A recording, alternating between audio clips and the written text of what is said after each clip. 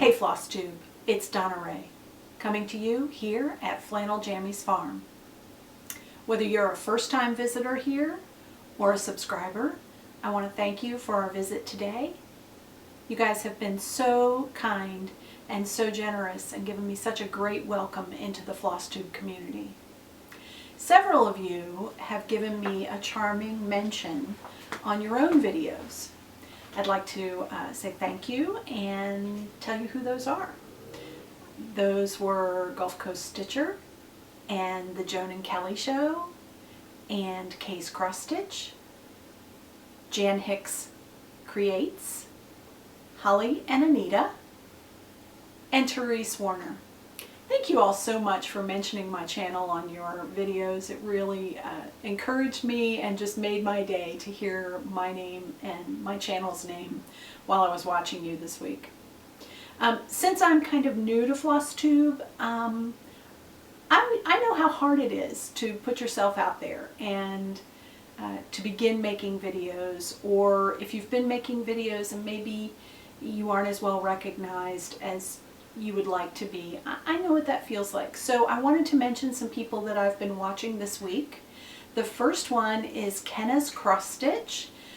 She's a college student who does some adorable frosted pumpkin patterns. Oh, such cute stitching. Oh my goodness. The next one is Misty Purcell. She's doing some really pretty eggs out of fabric and wool and stitching. They're gorgeous. You got to go check out her video and give them a look. The next one is Jen at Felicity Stitches. Oh my goodness, her tiny 1/1 stitches, her hardanger, all of her stitchy things, so beautiful. She's just a darling floss tuber. Basic Stitches, it's a mom and a daughter, and this last episode they were joined by Grandma too. So it was the 3 generations all showing their progress on a salve that they're doing, and it was very, very sweet. Addicted Sisters, oh my goodness, these ladies are amazing. They have a beautiful ladder kind of thing behind them with their linen hanging, and they show you the most beautiful works in cross stitch.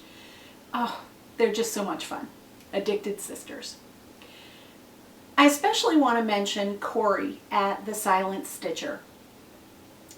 Corey is pretty amazing. Corey's deaf, and she really hasn't been stitching that long, but she has some lovely projects. Most of all, it's important to understand that Corey does her FlossTube videos in American Sign Language. And then she adds captions for those of us who don't know signing. Corey is a huge advocate for closed captioning all of our FlossTube videos. And she contacted me and said, hey, I'd really like to see your videos. Are you planning to close caption them? And I said, yeah, I'm thinking about that. And then she contacted me again, because I hadn't, and said, hey, I'd really like to watch videos. Are you planning on closed captioning them? And I was honest with Corey, and I said, yes, I really want to. I want my videos to be accessible to those with hearing impairments. But the process seems really daunting. But I'm going to try. Well, Corey so kindly sent me a link to video instructions on how to add closed captions to my existing videos and how to do it going forward.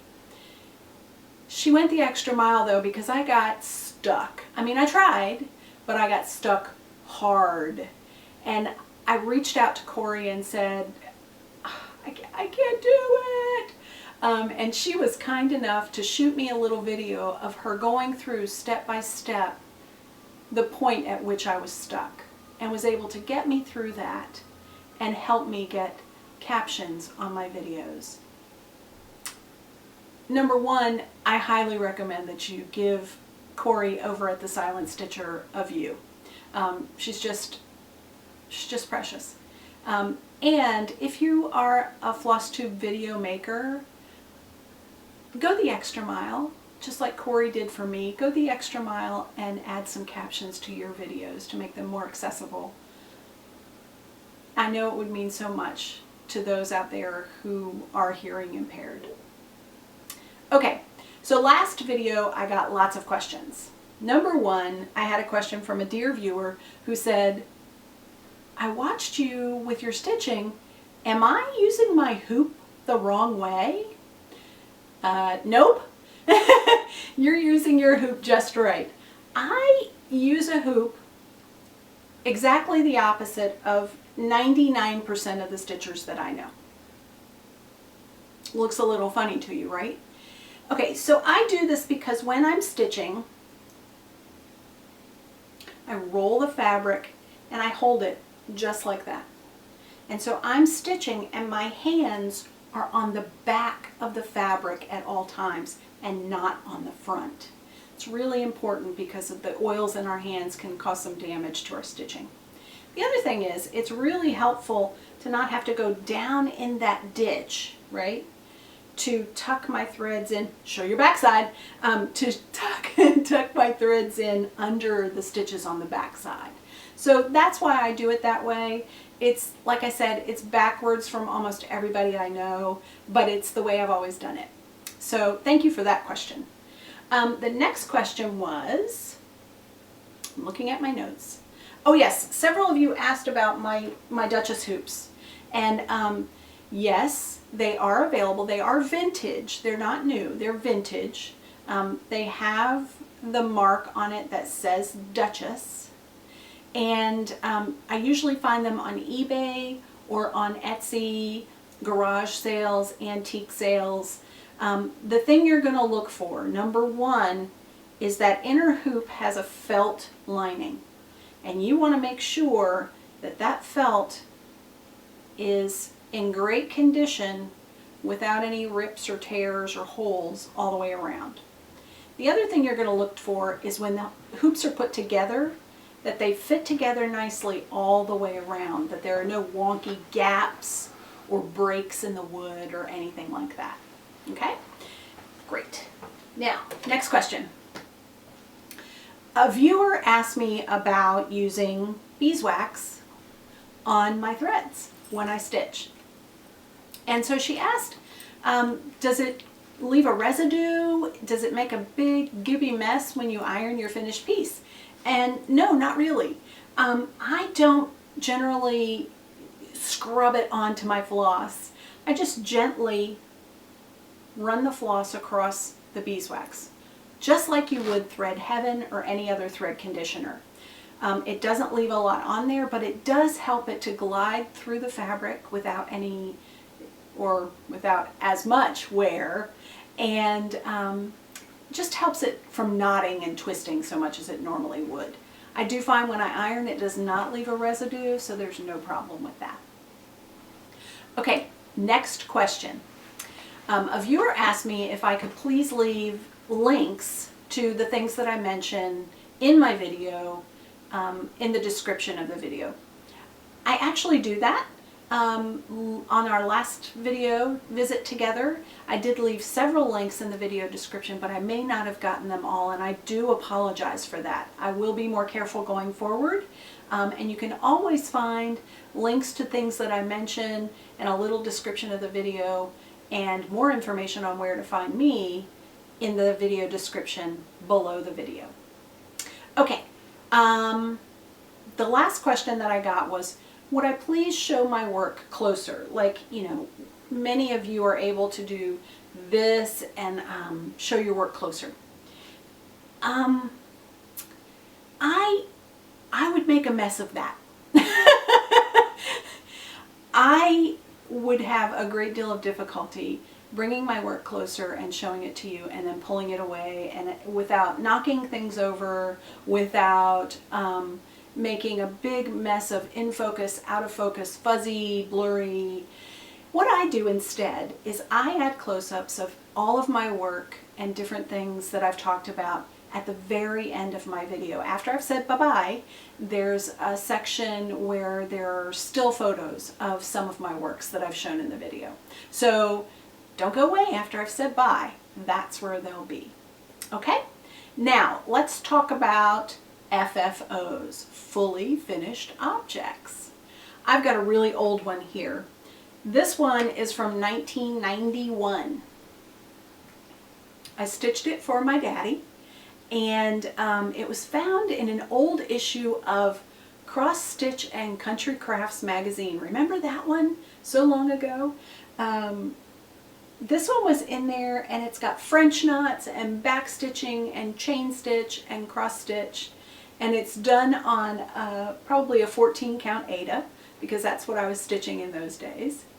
My daddy loved it, and now that he is gone, we love to have it hanging here in the house as a remembrance of him. Next is a cute little thing that I want to show you. So a while back, my family got me the Ancestry DNA Kit. I was really excited about it, but the results were totally not what I anticipated. My family on both sides, my mother's side and my father's side, talked about their grandmothers who were fully Native American. One side, the tribe was Crow, and I have pictures of them. My mother and her whole family, their features very much resemble the Native American features. Mine don't.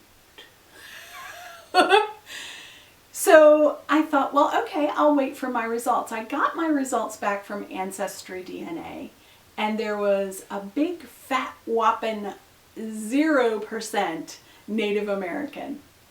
75% British, Great Britain, and another 14 Irish, Scotch, Wales. That looks more like me, right? So to celebrate my newfound ancestry, I did a tiny little piece. You see that? This is just one motif from a freebie by Threadwork Primitives, and it's just a little bowl of shamrocks. It's tiny, tiny, tiny. I did it 1/1 on a 28 count linen and put it inside a Jim Holtz Ideology pocket watch that I took my Michaels coupon and went and bought one of those, and I bought a chain to go on it. And I think it's just so sweet. Such a great way to celebrate who I now know I am. Okay, whips. I want to share with you today a piece from Linda at Chessie and Me. Linda came to a retreat that I attended in 2015. Yes, this is another one from the basket of shame. This piece is called Home Safe to Me, and it's gorgeous. It's actually, this chart has 3 different designs, one for a needle book, one for a pin keep, and one for a scissor fob. And I worked on it at the retreat. I loved it. I said, oh great, I'm going to work on this. And I worked on it at the retreat, and I worked on it every time I went to stitching group for about a year, and I began to get really frustrated with it. It has some specialty stitches, it has some 1/1, it's nautical, it's really a pretty design, but I got frustrated. Well, the first thing I did was say, I'm not doing those specialty stitches in that house. I'm doing straight on cross stitch. So I did. And then I began to grow even more tired of it. And so it went into the basket of shame. And I don't even know why, because it's almost done. It's almost done. And it's beautiful.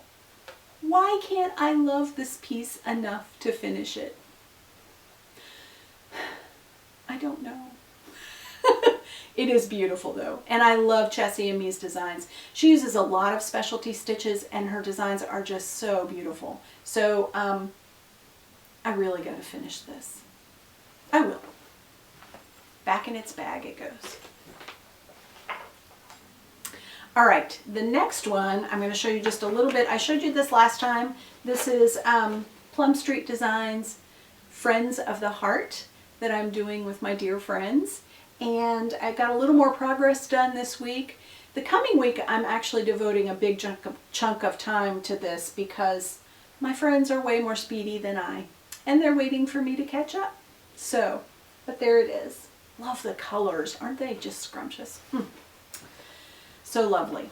All right. Magical arrivals. Don't you love that?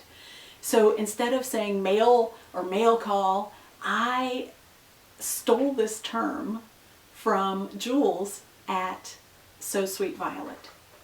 Jules is on YouTube as a knitting and sewing videographer, and her videos are so beautiful. She's just very soft and lovely, and shows you her kitchen and making her tea and, you know, her sewing, and oh, it's so beautiful. And so when she talks about things that she's gotten in the mail, she calls them magical arrivals. Jules, I'm sorry I'm stealing that from you. I hope you don't mind. At any rate, this week, I saw that Stitchy Witch 42, Audrey, had procured for herself a Harry Potter stationery set. Came with postcards and stationery and stickers and wax seal, and I immediately wrote to her and said, that's it, I want to be your pen pal now. Can I? And sure enough, shortly thereafter, an owl arrived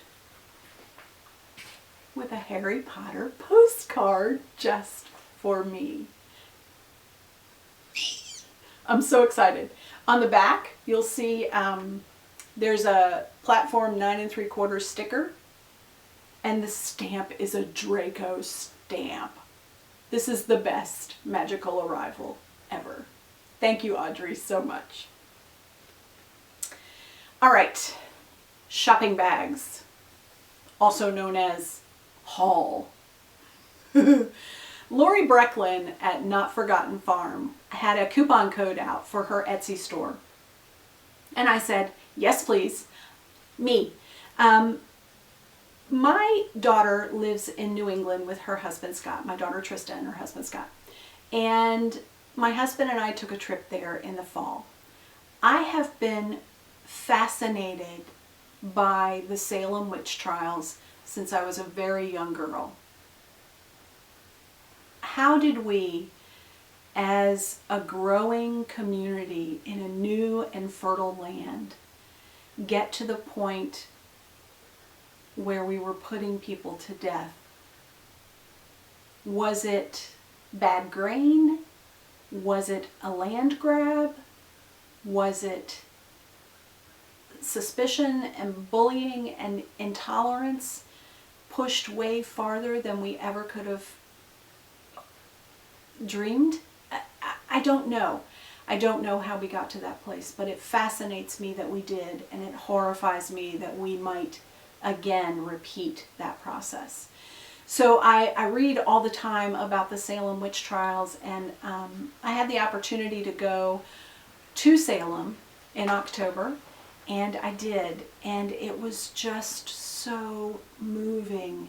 We visited the Salem Witch Trial Memorial, and there within a granite wall there is a granite bench for each of the 20 accused who were put to death for witchcraft. So when Lori had her sale at her shop, I ordered a few things to help me kind of commemorate that trip in the slightly witchy genre. First of all was Salem Village.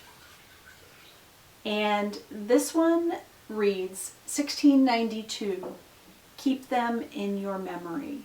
And it's got, you know, the very iconic New England houses there. The next one is Old Witch Mary. Old Witch Mary, quite contrary, how does your garden grow? Lori talks about in this chart that she visited Salem many times when she was younger, and that Old Witch Mary was just one of the characters that sticks in her memory. And she sees her as a sweet old soul that loves to tend her garden and take care of her many, many cats. Old Witch Mary. The next one is the Witch's Garden Sampler. Being a master gardener, I love to garden, and so this one really struck me and thought that I would really, really love it. It lists some of the things that are in the Old Witch's Garden. Henbane, mandrake, catnip, rue, mugwort, nettle, feverfew. And the verse goes, I'm going to read it, I have it over there. Grow ye in thy garden, sit a spell in my garden. Till and toil, tend thy soil, and this body too must die, and my mortal frame decay. So must these nimble hands of mine lie mouldering in the clay. 1751. And the last one, on a lighter note, is Rabbit Warren. And this is just an adorable group of rabbits with a basket under the trees, having a good little springtime there.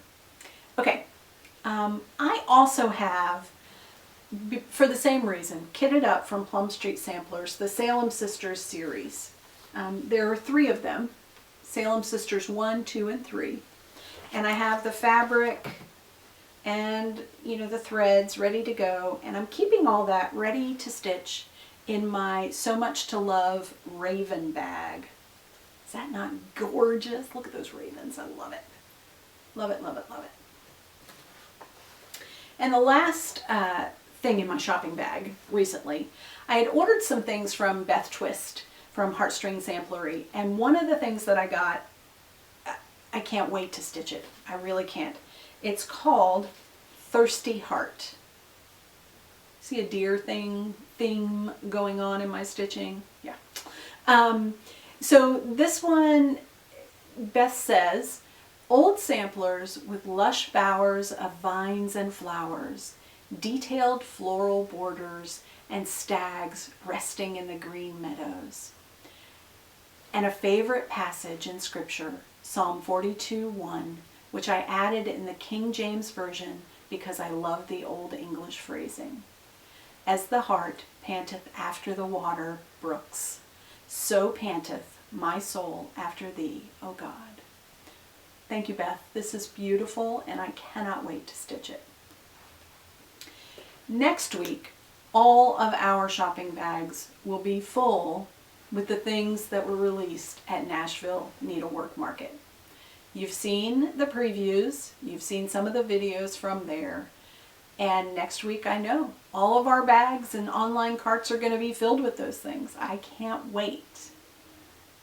Speaking of Nashville Market, I had a little friend who is a roving reporter there this weekend. She sent me a couple of videos, and you'll see those now. And there we are. Hi, this is your roving reporter at Paula & Stewart's. We're at the Nashville Needlework Market, and these are all her fabulous new designs. Thank you.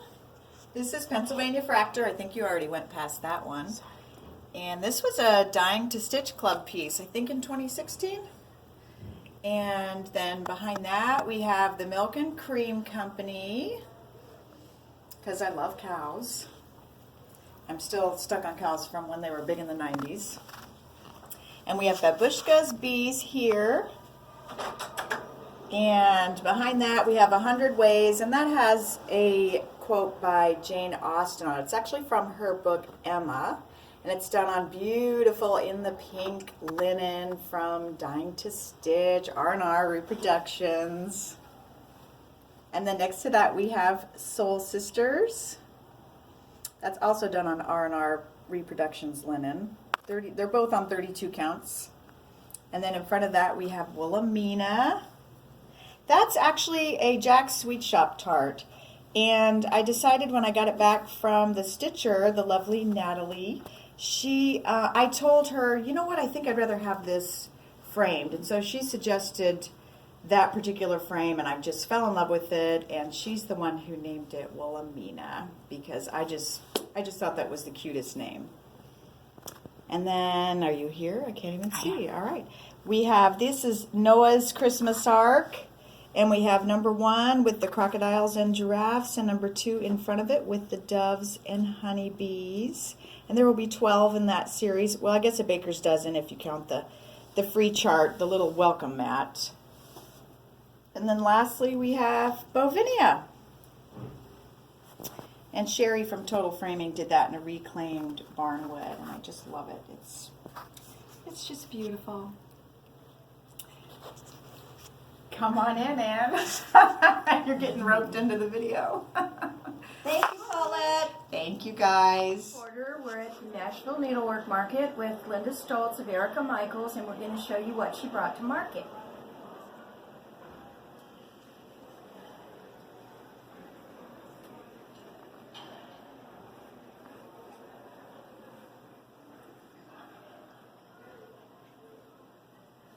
Oh my goodness, I love that.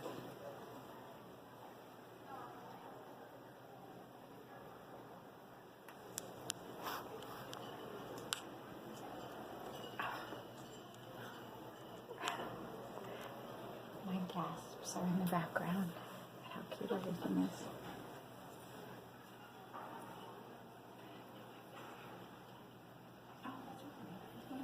Well, you can talk.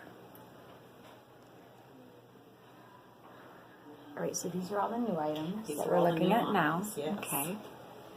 And if you want to backtrack to the sisters, Okay. this is an old antique French copy pattern book, and I actually pulled some of the motifs for this design out of that. Oh, that's cool.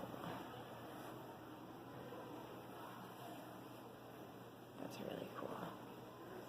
Love the mermaid.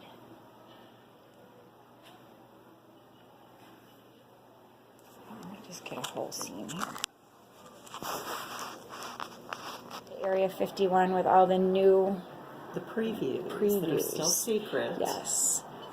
But this is the berry market, you might think of. Oh yeah, I'm gonna have to get in here.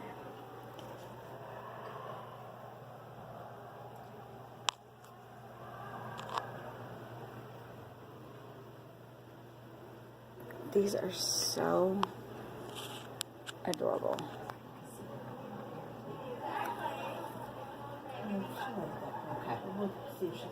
Look at this finishing. Love that.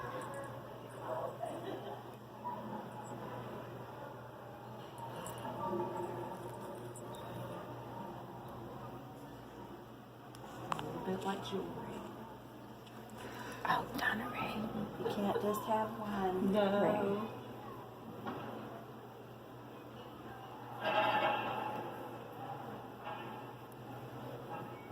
I stinking love this thing, Donna Ray. Got the little bead there. And there. Love it.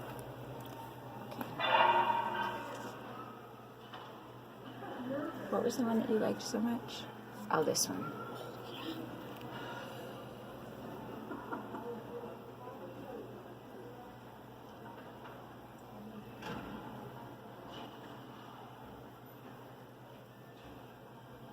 I can't get over the finishing on these things. Like little snowballs. Sorry, I just went too fast. Look at the hat. My hands make me look like I'm 95. Just do that Oh, one. okay.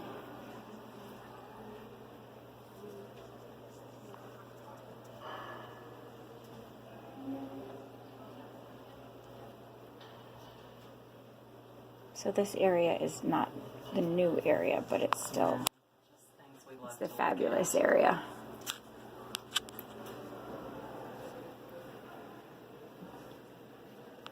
And these are just sets of smalls.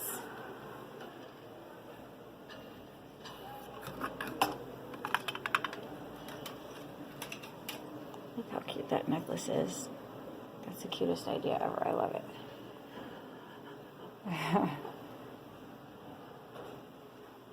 More berries.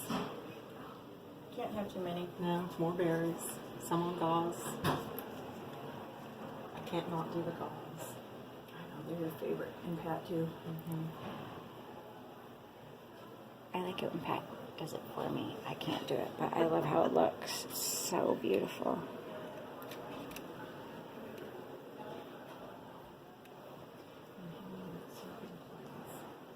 Let me back up and get a thing. I think that's cute. That's a great display. It's a great So thank you so much for letting us You're come very in welcome. and have a look at your beautiful things.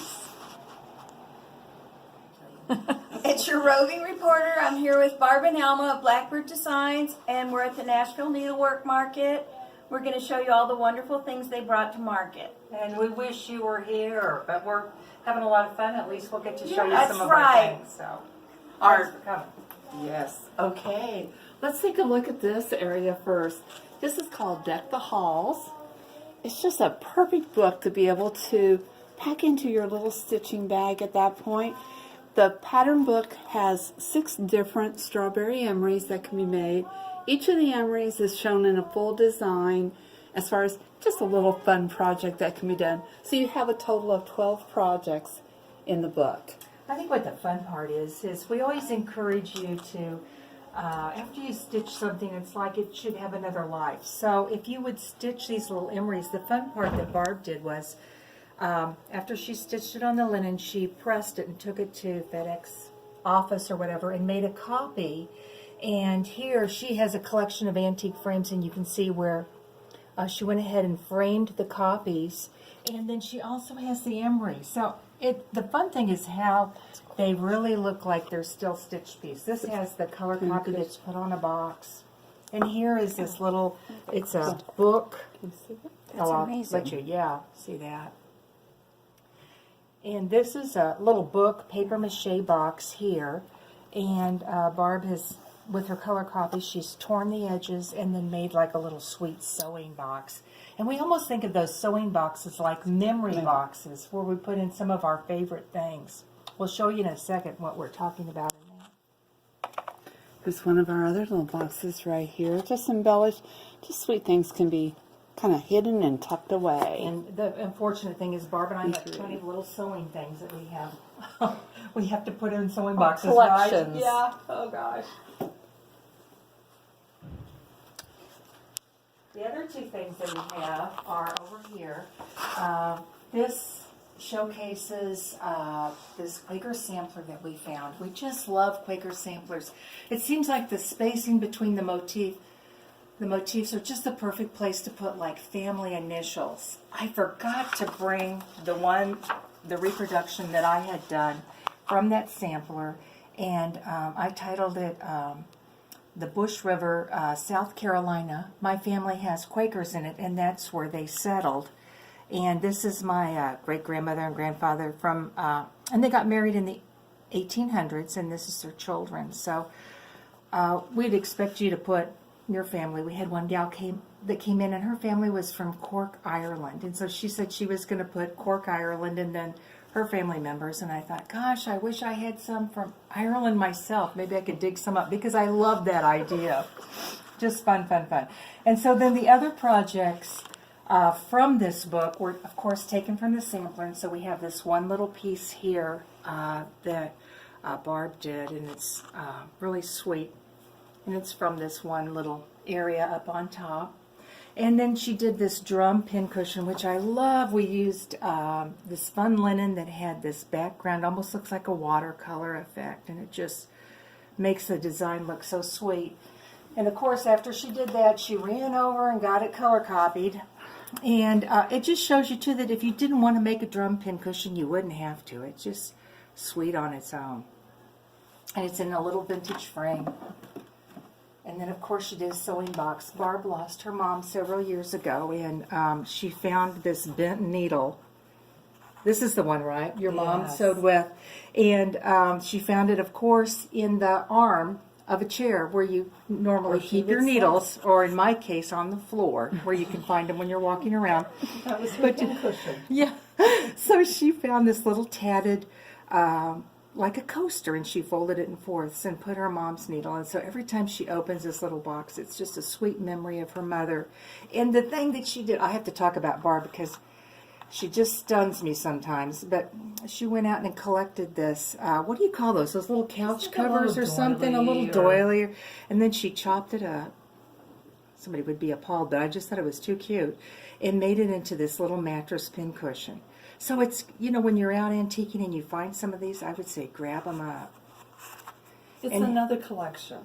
Yeah, I just as you know, just a special thing that every time you open up, you think about your mom. So I just love that, and she was kind of my mom too.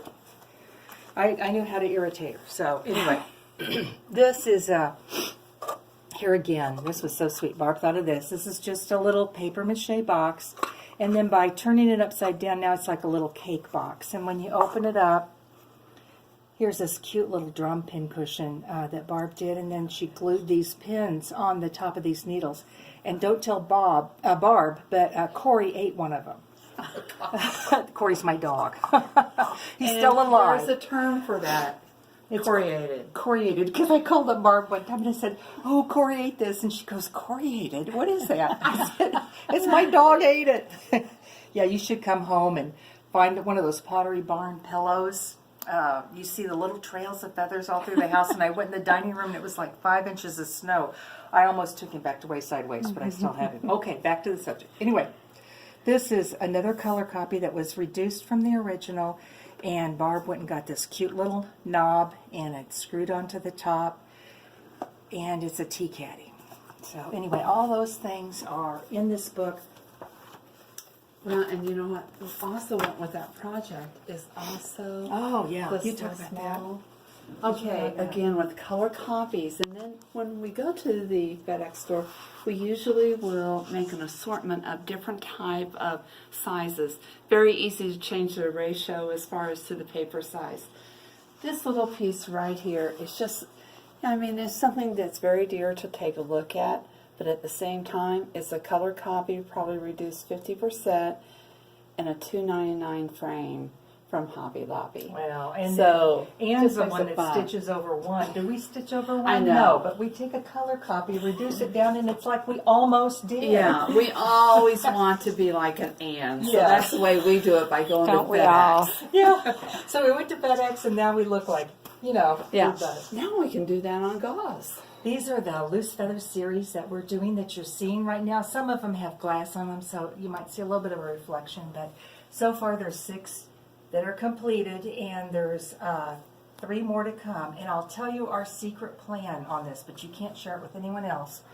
There's these 3 houses. There's going to be another house here, and then Barb has in mind 2 large birds along the bottom. And so I think it'll be really fun when you have those all hung together. We just have really enjoyed doing those. Okay, the last one is Shall I Compare Thee to a Summer Day? And it's based on this sampler right here. We found this a lot of our samplers we find on eBay, so we don't have a lot of history. But there was something wonderful about this sampler. The colors, number one, the lily, that blossom of those lilies in the house, and Adam and Eve. And Barb said she was never going to stitch people in her sampler, right? So true. And then I fell in love with the Adam and Eve collections. Yeah, there's something wonderful about her. When the reproduction that we did from that, we never really do a total reproduction, but this is the one that we kind of reproduced from that. There was something wonderful about Eve holding the apple out and Adam with his hand open to receive it. And it kind of, as I was stitching it, it reminded me of my husband's and my relationship, you know, as we've been married. You know, he was in Eden and then he met me, and you know, we got married.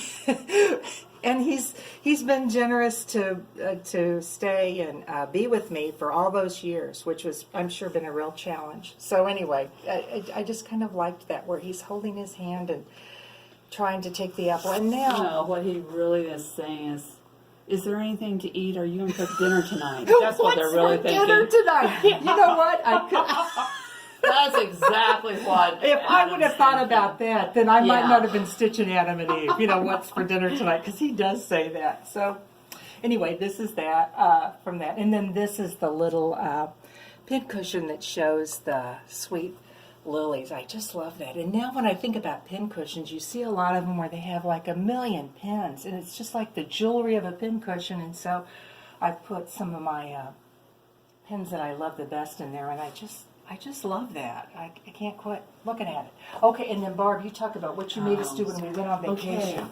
We love, and I'm sure a number of people have been with us in class. We always like to terrorize people with making them do projects. They come in, they are like, you know what, I really wanted to stitch, and we've got them painting, sanding, and waxing. So when I had went to a flea market and I opened up a old tattered sewing box, and inside I happened to see what they had done is they had utilized a small box to be able to create the sections. So this box is all one piece, and then these sides are glued to the box, which makes it a perfect way to add dividers to the regular full box. This is looks like a book box that you purchase at a Hobby Lobby or at a, Michael's at that point.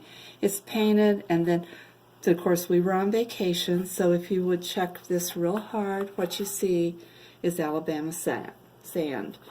And we love our Alabama sand. So we've used sand in our pincushion. And we just collected. This was, at a little antique store that I found. This is a little bit of embellishment from Martha Stewart. Thank you, Martha. And so just a fun way to put it all together. And so it's another way of collecting things to be able to put in your sewing box. Yeah, because every time I open that up, I think of our vacation, where we went out to the beach and got some sand and put it in a bag and came back, and it was fun. And then, thinking about the design for some of those pincushions, it was really fun because we took the central sampler that we had done and just picked little things that we liked. And of course, I liked Eve because she's thinking about what to cook for dinner, and Barb liked the little dog with the basket, which must mean that you want Corey to come visit. So I hope you have a Pottery Barn pillow.